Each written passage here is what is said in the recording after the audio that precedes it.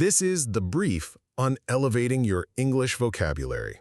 You know, relying on the word very all the time really holds back your fluency.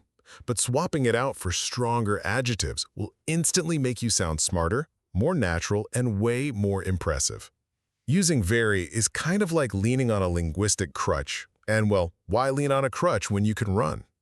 First, let's drop very good and replace it with excellent.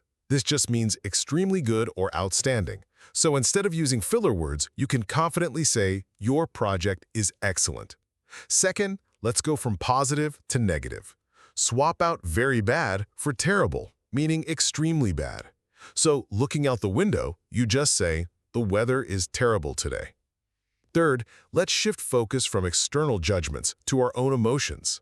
Ditch very happy and go with delighted, which simply means extremely pleased and happy.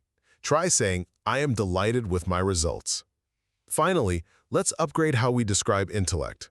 Drop very smart in favor of brilliant, meaning exceptionally intelligent. If a coworker is super sharp, just say, she is brilliant.